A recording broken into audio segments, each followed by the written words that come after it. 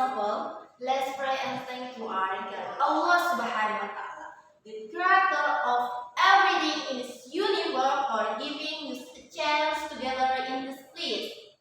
Secondly, may peace and salutation always be given to our Prophet Muhammad SAW, who has guided from the darkness to the brightness, from Jahiliyah era to the Islamiyah era, namely Islamic religion dan Quran. Ibu, Bapak Guru, selaku Dewan Juri, dan teman-teman semua yang sedang menyaksikan video ini secara virtual yang insya Allah dirahmati oleh Allah Subhanahu wa Ta'ala. Alhamdulillah, pada hari yang cukup cerah ini kita masih diberi kesehatan untuk bertemu di dalam acara ini untuk memetik dan menyelami momentum dan makna. Apa sih makna dari kecerdasan emosional guna mengendalikan kesabaran diri, dan apa yang penting untuk kita? Pertama, kita harus tahu apa itu kecerdasan emosional. Kecerdasan emosional atau EQ menurut Daniel Goleman adalah kemampuan mengendalikan emosi dalam diri sendiri dan orang lain.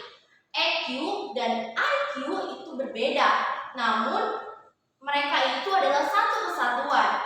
EQ 80% menentukan kinerja pribadi dan organisasi. Namun IQ hanya 20% menentukan kinerja pribadi dan organisasi. Nah, EQ menurut Daniel Goleman ada 5 aspek. Pertama, ada self-awareness. Kedua, managing emotion. Ketiga, self-motivation. Keempat, empati. Dan kelima, healing relationship. Menurutnya, di Amerika Serikat banyak orang yang ber-EQ tinggi malah menjadi bos. Namun anak buahnya itu malah ber-IQ tinggi. Jadi orang yang ber-IQ tinggi itu tidak menentukan kesuksesan seseorang. Seperti itu. EQ diukur dari bagaimana cara kita mengendalikan emosi dalam diri kita ini. Dalam Islam, EQ sering disebut dengan sabar. Nah, teman-teman, orang yang sabar adalah orang yang paling tinggi kecerdasan emosionalnya. Apalagi di bulan Ramadan seperti ini. Bulan Ramadan disebut juga Syahrul Sabar atau bulan kesabaran. Di bulan ini kita diuji kesabarannya untuk bersabar, untuk menahan hawa nafsu kita, dan untuk selalu beribadah kepada Allah. Nabi Muhammad SAW bersabda bahwasanya puasa itu separuh dari kesabaran. Hadis riwayat At-Tirmidzi. Dan teman-teman, Allah pun berfirman dalam Quran surah Al-Baqarah ayat 153 yang berbunyi, A'udzu billahi minasyaitonir rajim. Bismillahirrahmanirrahim. Ya ayyuhalladzina amanu ista'inu bis-sabri was-shalah. Innallaha ma'as-sabirin. Yang artinya, hai orang-orang yang beriman, jadikanlah sabar dan sholat sebagai penolongmu. Sesungguhnya Allah bersama dengan orang-orang yang sabar. Quran surah Al-Baqarah ayat 153. Nah, membicarakan tentang sabar di bulan puasa ini, pasti kita itu jadi lebih sering marah kan?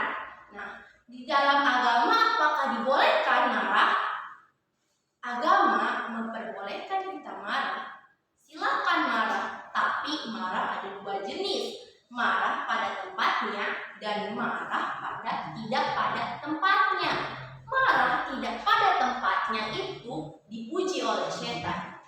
Setan itu sifatnya pemarah karena tercipta dari api.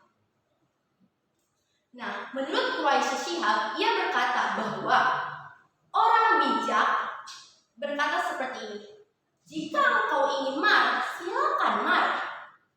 Namun jangan sampai nampak di air muka. Jika sampai harus nampak di air muka, jangan sampai lidah bergerak. Kalau harus lidah bergerak, jangan sampai melewati batas. Jika harus melewati batas, jangan sampai tangan bergerak. Seperti itu. Kita tahu, teman-teman, Nabi Muhammad adalah orang atau manusia yang paling mulia di muka bumi ini.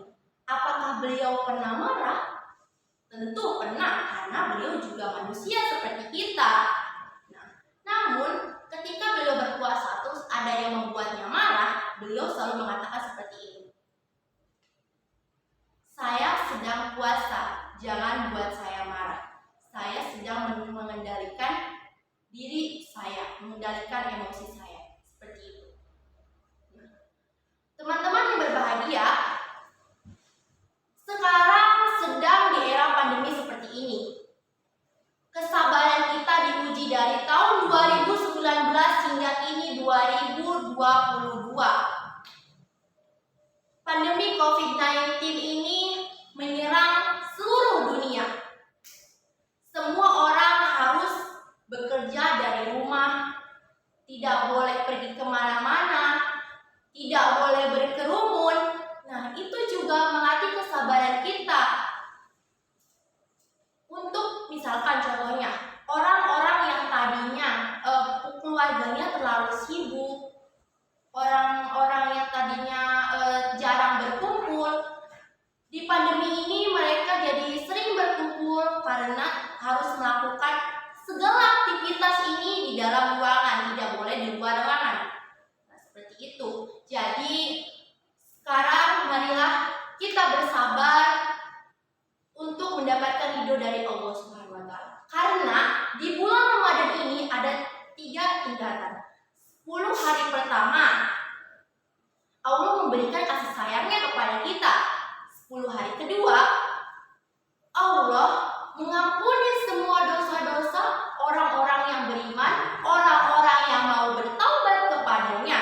Dan 10 hari ketiga Allah menjauhkan dan menutup pintu neraka untuk orang-orang yang ingin bertaubat dan beriman. Seperti itu.